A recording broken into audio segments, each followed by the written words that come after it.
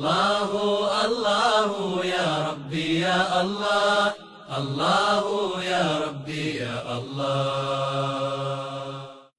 বস্তুবিজ্ঞানী medical সায়েন্টিস্টরা বলে কোমর ব্যথা হয়ে গেছে, হাঁটু ব্যথা হয়ে গেছে, মেরুদণ্ডে ব্যথা, ইনফেকশন,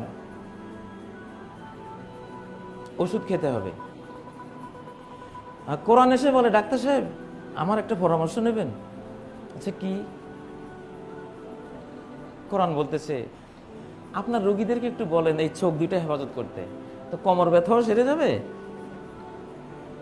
মেরুদণ্ডের ব্যথাও সেরে যাবে, হাঁটু ব্যথাও চলে যাবে। কি বললা কোরআন? চোখ হেফাজত করলে চোখের সাথে এসব মেরুদণ্ডের ইনফেকশনের কি সম্পর্ক? পেইন, এসব পেইনের, মেরুদণ্ডের পেইন, কোমরের পেইন, হাঁটুর পেইনের সাথে চোখের কি সম্পর্ক? আরে ডাক্তার সাহেব তুমি বুঝো নাই? সূরা নূর আয়াত নম্বর 30-31, কুল্লিল মুমিনিনা ইয়াগুদ্দু মিন আবসারিহিম, মুমিনদেরকে বলো দুটা চক্ষু অবনমিত রাখতে। নারী দেখলেই কেবল চোখের পাওয়ার আরো বাড়িয়ে অপলক নেত্রে, হ্যাঁ, প্রিয় গায়িকার দিকে এইভাবে যত না তাকায়, তাহলে একটা অপ্রিয় জিনিস শরীরে দানা বাঁধবে। অকুল্লিল মুমিনাতি ইয়াগদুদনা মিন আবসারিহিন্না, ঈমানদার নারীদেরকেও বলো ওরাও চক্ষুটা কন্ট্রোল করুক, অবনমিত রাখুক। এখন ডাক্তার সাহেব তো বুঝতেছে না কোরআনের সবকটা। আমার পেইন কিলার আছে, আমি ওষুধ দেব, আর তুমি বলতেছো তাদের চোখ হেফাজত করতে। আচ্ছা চোখের সাথে এই পেইনের সম্পর্ক কি? কোরআন বলতেছে তুমি গবেষণা করো, একদিন বুঝবা। এখন বুঝছে। কোরআনিক বিজ্ঞান আর বস্তু বিজ্ঞান দুইটা এখন একমত, চোখ নিচে রাখতে হবে, এত সিনেমা দেখা যাবে না। যেখানেই নারী, রাস্তায় নারী, বিদ্যালয়ে নারী, অফিসে আদালতে নারী, হাটে ঘাটে নারী, দোকানে নারী, ডানে বামে, সামনে পিছনে, উপরে নিচে মনে হয় এখনো নাই। এই পাশে যেদিকে তাকান সেদিকে শুধু নারী। এটা থেকে মেরুদণ্ডে ব্যথা হবে, কোমরে ব্যথা আসবে, হাঁটুতে ব্যথা আসবে। কোরআন বলছে, কেন বলছে? কারণ এই দৃষ্টি তোমার হরমোনকে নিঃসরিত করে, যৌন হরমোন, তোমার টেস্টোস্টেরন বসে থাকবে না। চোখ যদি তোমার বসে না থাকে, চোখ যদি মোত্তাকি না হয়, নিয়ন্ত্রিত না হয়, তোমার টেস্টোস্টেরন হরমোন বসে থাকবে না। তুমি এদিকে তাকাইবা, আমিও ছুটবো।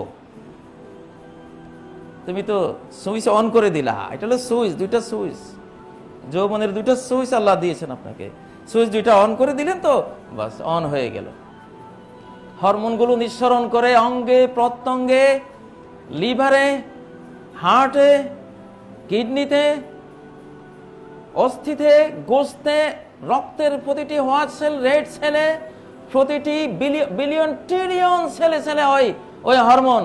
টেস্টোস্টেরন বিচরণ শুরু হলো, কিন্তু বের হওয়ার তো রাস্তা নাই, কারণ সারাদিনই তো উনি এটা নিঃসরণ করেন। আমি যাবো কই? সেই যে কবে দেখা শুরু করেছেন, কন্ট্রোল তো নাই। বেচারা হরমোন টেস্টোস্টেরন বের হতে হতে হতে হতে এখন পয়জন, এখন সে বিষ, সুম্মুন কাতিলুন, প্রাণ সংহারক, বিষাক্ত পদার্থে পরিণত হয়েছে। ওইটাই মেরুদণ্ডে গিয়ে ব্যথা, পেইন সৃষ্টি করছে, ওটাই কোমরে গিয়া পেইন সৃষ্টি করছে, ওটাই হাঁটুতে গিয়ে পেইন সৃষ্টি করছে। আলহামদুলিল্লাহ এই মসজিদে চেয়ারের সংখ্যা কম আছে, তার মানে তুলনামূলক অন্য মসজিদের তুলনায় এই মসজিদের মুসল্লিদের চোখ হেফাজতে আছে, বুঝা গেছে। যেভাবে চেয়ার মসজিদে শুরু হয়েছে, সামনে তো আর মুসল্লা নিয়ে আসতে হবে না, চেয়ার নিয়ে আসতে হবে। আমার শিশুকালে আমি একটাও কোমর ব্যথার রোগী, মেরুদণ্ডের ব্যথার রোগী, হাঁটু ব্যথার রোগী আমি দেখিনি, নজরে পড়ে নাই। কারণ তখন এত এত আই লাভ ইউ ছিল না সমাজে।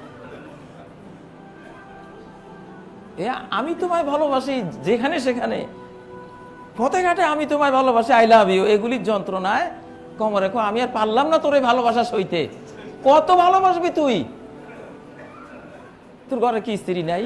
তুই সেখানে সেই লাভ ইউ বলিস না কেন? তোর এই কোমরের এত ক্ষমতা আছে, এত লাভ, এত ভালোবাসা সহ্য করার বডি তো এটা না, কোমরে সয় না। ভালোবাসার বোঝা 10 মণ ওজনের ভালোবাসা, কোমর ব্যথা হয়ে গেছে এখন। মেরুদণ্ড ব্যথা হয়ে কুজে যাচ্ছে, হাঁটু কয় আমি আর পারতেছি না। মন মাঝি তোর বইটা নেড়ে আমি তো আর বাইতে পারলাম না।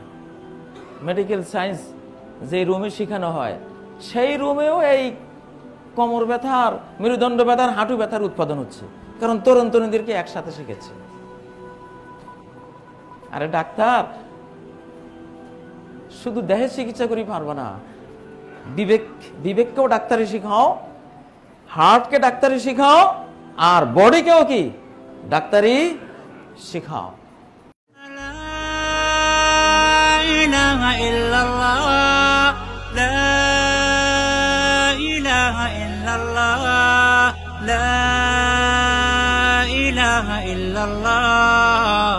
মুহাম্মাদুন রাসূলুল্লাহ, মুহাম্মাদুন রাসূলুল্লাহ।